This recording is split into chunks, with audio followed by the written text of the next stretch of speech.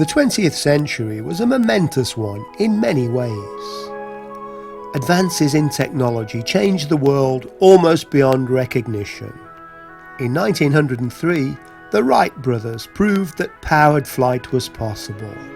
60 years later, men were walking on the moon. Diseases that were killers at the start of the century are now virtually eradicated. In 1900, the average life expectancy was 48. Today, it's 78. On the downside, the 20th century brought two devastating world wars that wiped out millions. Our everyday lives have also changed dramatically. Gone are the days when the coalman delivered, covered top to toe in black dust. When the tin bath was ceremoniously placed in front of the fire for the weekly scrub, whether we needed it or not. The whole family shared the water, with the cleanest in first. Free milk at school, a six of chips, the mangle in the outhouse, Dixon of Dock Green, a clip round the ear from the local bobby, and marbles in the street are just distant memories for many of us, and beyond the experience of a whole lot more. But there was another dimension to the 20th century.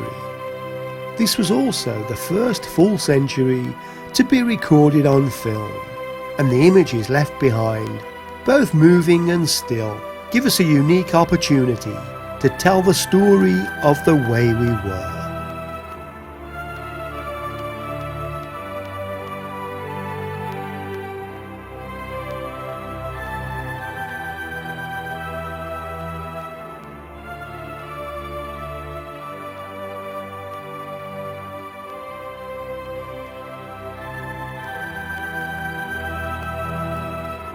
At the dawn of the 20th century, Tamworth was a small market town of around 7,000 people, with agriculture and mining the main occupations. Things we take for granted today were then luxuries enjoyed only by a wealthy minority. When the electric light comes into general use, it is likely that at least 40,000 fewer people will die every year in the United Kingdom. One of the causes why the winter death rate is so high is the unhealthiness of gas lamps and candles. The electric light, on the other hand, consumes no oxygen and does not cast a particle of impurity into the air. Besides, it more or less resembles sunlight, and no doubt has some of the same good effects on the body, so that it is well worth the extra expense which is saved in doctor's bills and medicines. The majority of Tamworth's working class lived in squalid housing or back-to-back courts where outbreaks of disease were all too frequent. The medical officer reported that the epidemic of measles at Wilnecote had abated and that the schools would probably be reopened on Monday next. Not surprisingly, for some of the people trapped in poverty, crime was always a temptation, although the punishments were severe, whatever the age. Samuel Wellborn, aged 11, of number 3 Court, Lichfield Street, was charged with stealing sixpence from Alice Jenkins, 8, daughter of Willoughby Jenkins, of 58 Church Street. The prisoner pleaded guilty, and the bench ordered him to receive 6 strokes with a birch rod.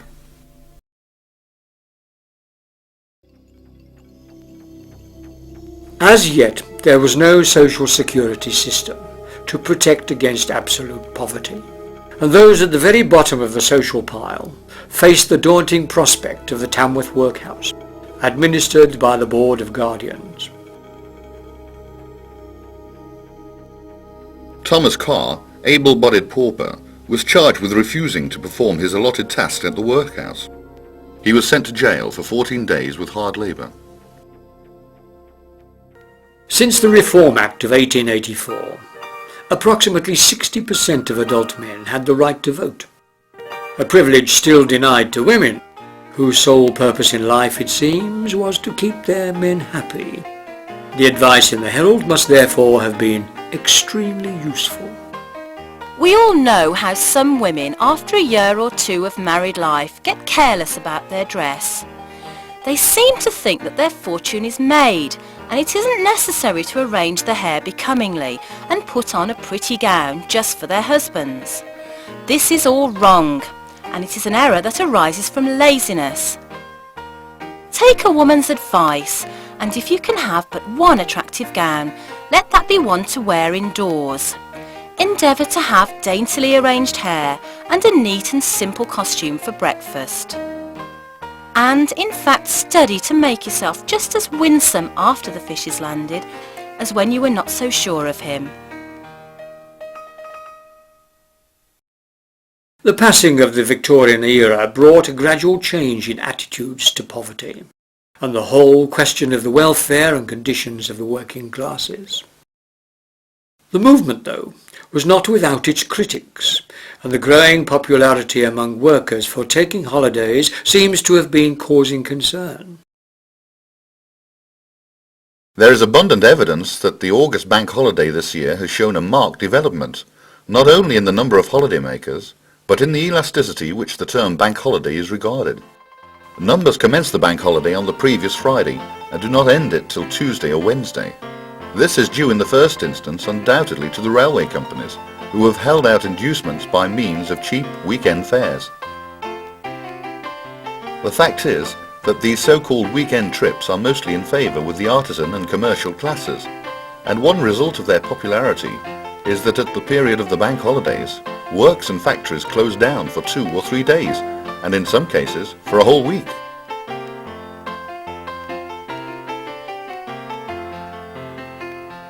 Despite concerns about social reforms, they continued.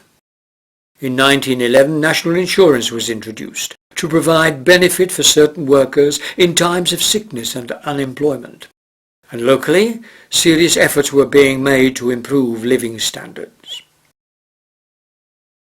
From the point of view of the general public health, it is satisfactory to find that the Town Council has at last decided to take steps to connect all the houses in the borough, not already in that position, with the system of public sewerage.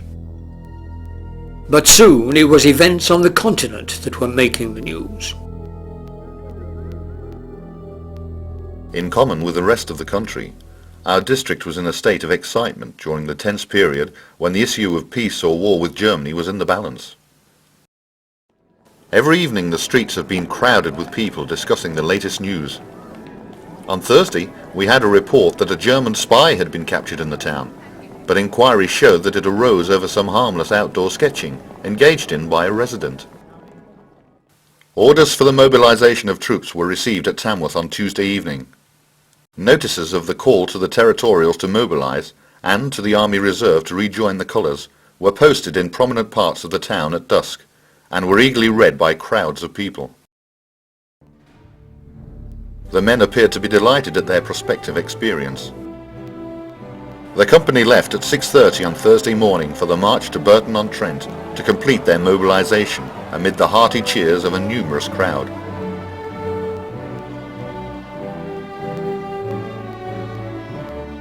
Thousands of volunteers from Tamworth and district would follow them on their great World War I adventure. More than 600 would never see the town again. At home, with the flag waving over, people realised that the effects of the conflict wouldn't be confined to foreign fields. Rumours of food shortages created panic buying, and some shopkeepers cashed in by inflating prices, which often caused an angry response.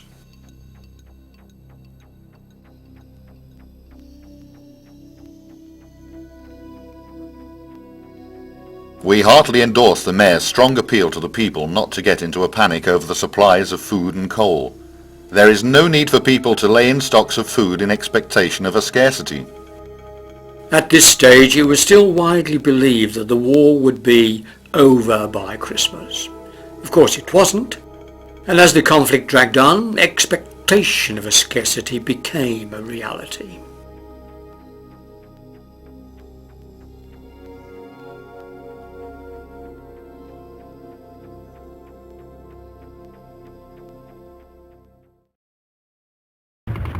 Ironically, the decimation of a generation of young men taking place abroad had a positive effect on youngsters at home. During the present week, Tamworth has had brought before it the vital necessity of looking after the welfare of its babies. It was to the children that the country had to look in the future to uphold the name of the British Empire.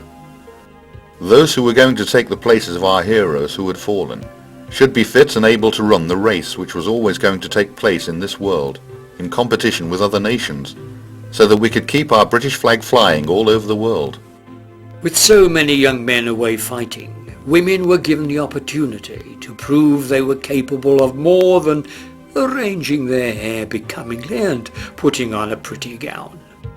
Their efforts during the war changed the old Victorian attitudes to women, and the Reform Act of 1918 gave all women over the age of 30 the right to vote.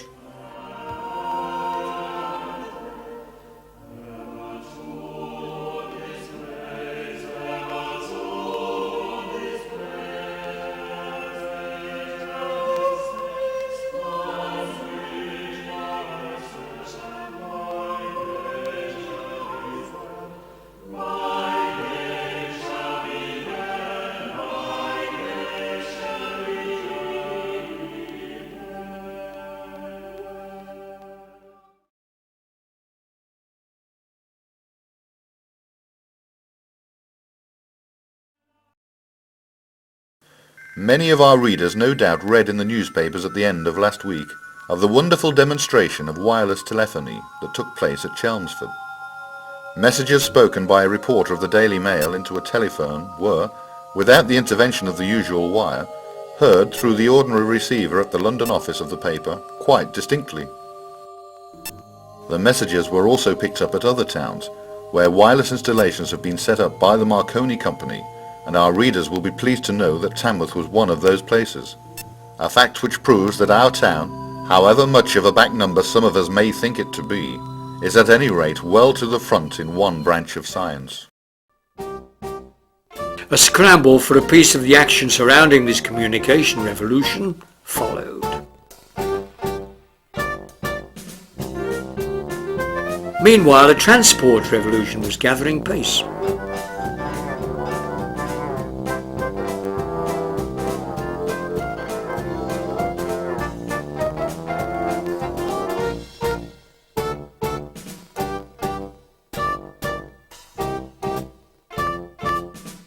The availability of more luxuries to those who could afford them, and the gay abandon of the elite in the Roaring Twenties served to highlight the still huge gap between the haves and the have-nots. Harry C. Jeffrey, of no fixed abode, a native of Wolverhampton, was charged with begging alms in Church Street at 2:30 p.m. on May the 1st. He was sentenced to 14 days hard labour. For the greatest industry in the land, the 20s were a time of wage cuts, dismissals and falling living standards for mining families, including many in Tamworth, which led to the worst explosion of class conflict Britain had yet known.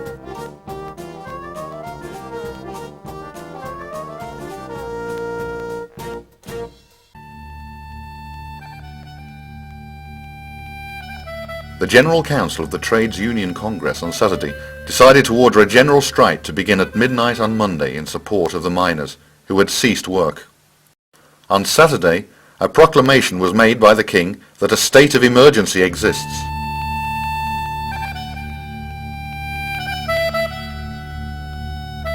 On Saturday, in spite of the absence of the familiar red buses, people came to the town in crowds as usual for marketing. The offices of the Warwickshire Miners Association are on Ladybank, and every day there have been groups of miners standing about discussing among themselves the general situation.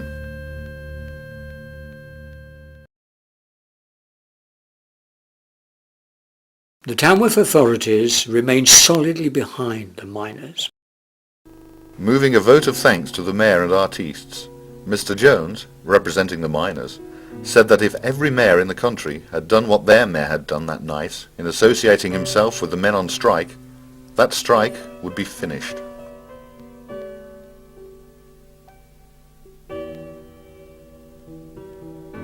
Many Tamworth families have felt the pinch of poverty, through the breadwinners being out of work because of the industrial crisis.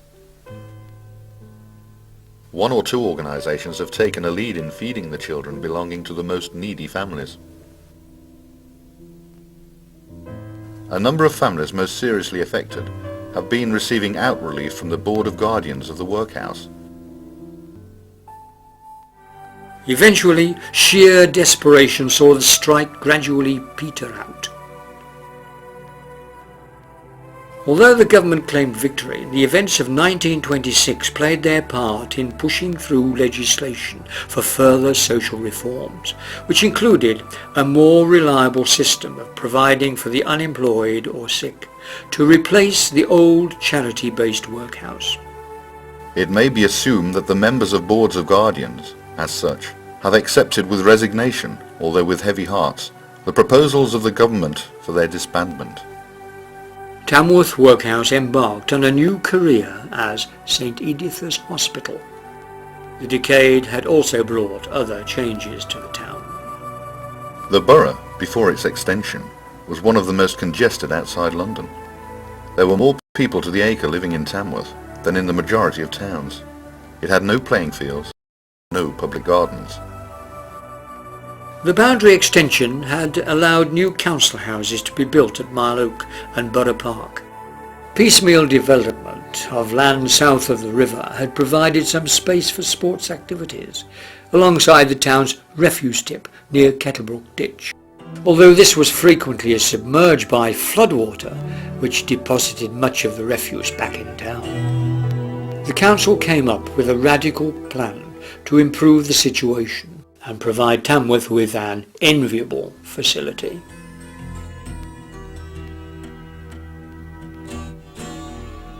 Messrs Hodson Limited of Nottingham secured the contract to raise a portion of the meadow by from 5 to 9 feet to bring it above flood level. This entailed the haulage of nearly 40,000 cubic yards of material from local pit mounds. The main features of the new pleasure grounds are ornamental gardens, the construction of a bowling green, 6 hard tennis courts and a children's playground. Such an ambitious undertaking was worthy of a grand opening. Tamworth went carnival crazy.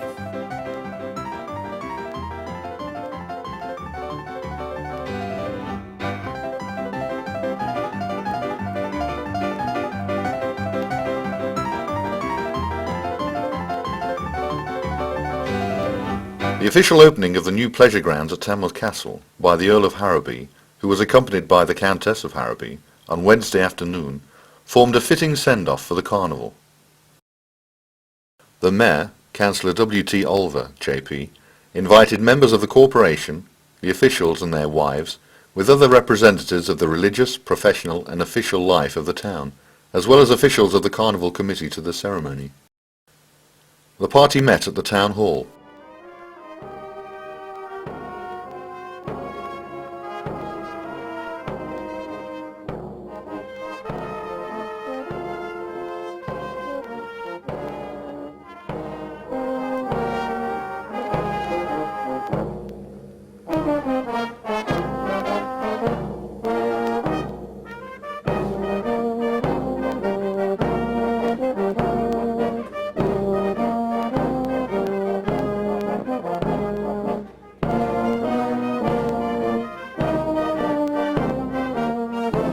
The concluding days of Tamworth Carnival on Friday and Saturday last week seal the great success which was achieved in every aspect of the venture. On Saturday there were thousands of visitors. In fact, it is probable that such scenes that were witnessed in the afternoon during the procession have never previously been seen in the borough. The thoroughfares were thronged with sightseers and the spirit of carnival predominated. The Hospital Extension Fund will doubtless benefit substantially by the effort, which must become an annual fixture.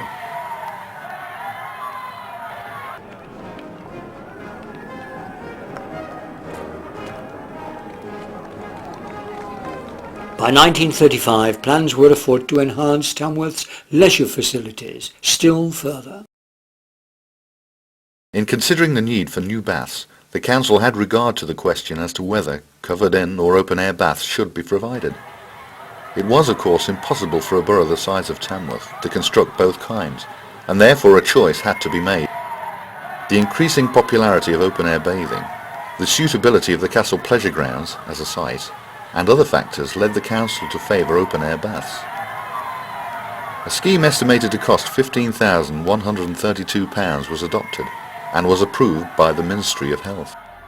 But soon, worrying news from abroad once again cast a shadow on life at home, and the Herald carried a curious mixture of features.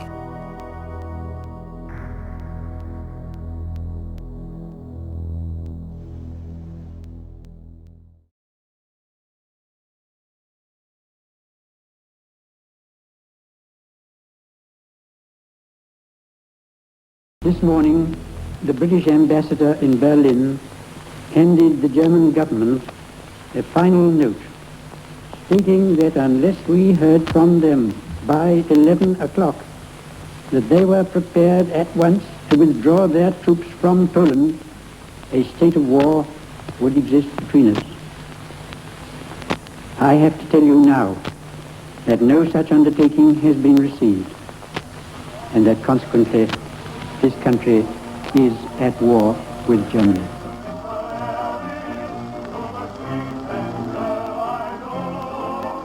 The evacuation of school children from West Bromwich to Tamworth began on Wednesday afternoon, when more than 400 arrived.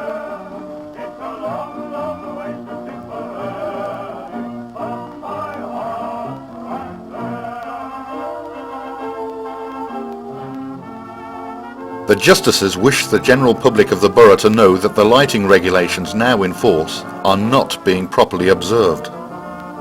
The justices will support the police to the fullest possible extent if it is found necessary to institute proceedings for breaches of a vital regulation affecting the safety of the people, not only of this town, but of the entire neighbourhood. There is too much talking. Information which might be of great value to the enemy is being passed on every day in hotels, public houses and general meeting places. Sailors, soldiers and airmen are forbidden to talk shop. Why should you? The enemy has a spy system. Chance remarks are often dangerous. Stop talking.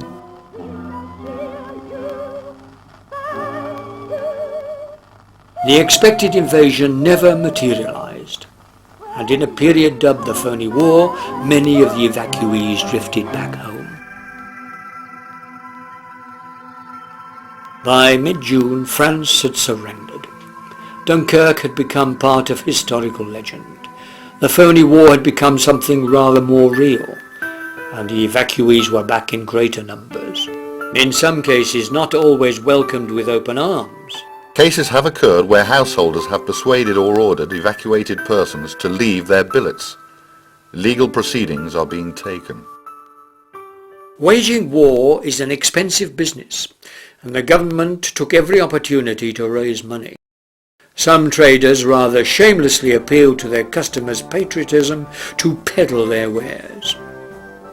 Do not give up your beer, but order a supply at once, for during the strenuous days ahead, you will most certainly need and benefit by the invigorating recuperative powers of our national beverage. You will also have the personal satisfaction of knowing that you are helping to provide revenue for the maintenance of our own kith and kin, who are making such a gallant and glorious stand for freedom, honour and final victory.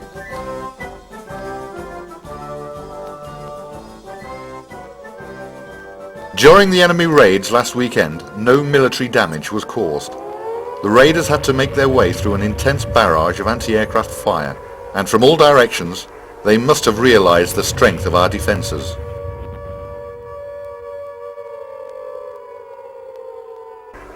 By now the people of Tamworth were used to regular activity in the skies, and the smoke and flames coming from the direction of Birmingham or other nearby industrial centres. But on the night of the 22nd of November, the sheer number of enemy aircraft overhead, the pall of smoke and the eerie orange glow from the southeast suggested a new ferocity to the attacks.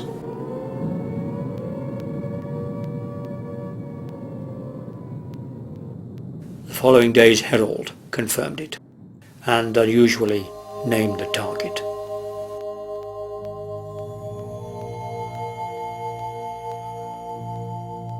Next week's edition was back to the more familiar geographic vagueness in its reporting, although by now everyone knew exactly which Midland town was involved. The scale of Coventry's destruction and its proximity to Tamworth spurred the local ARP into action.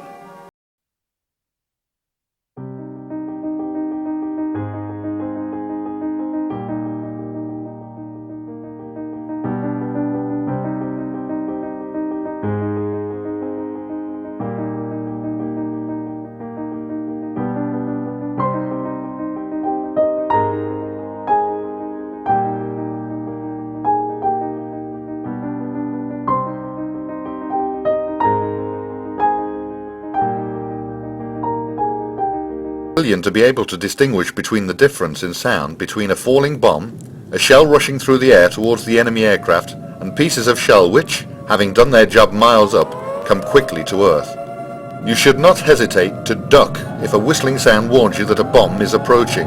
There is nothing cowardly in doing so.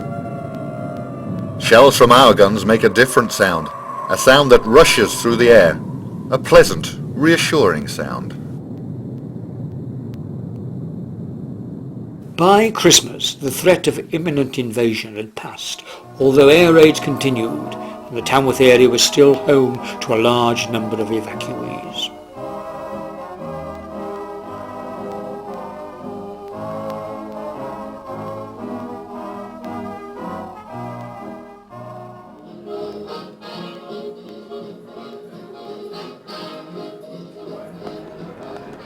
Inevitably, the announcement that the war in Europe was over brought great celebration to the streets of Tamworth.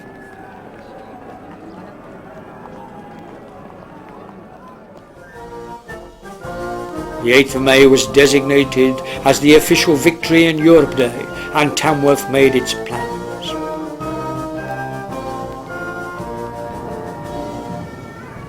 Do not let us speak of darker days.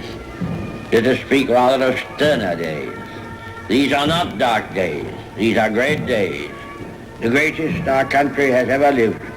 And we must all thank God that we have been allowed, each of us according to our stations, to play a part in making these days memorable in the history of our race.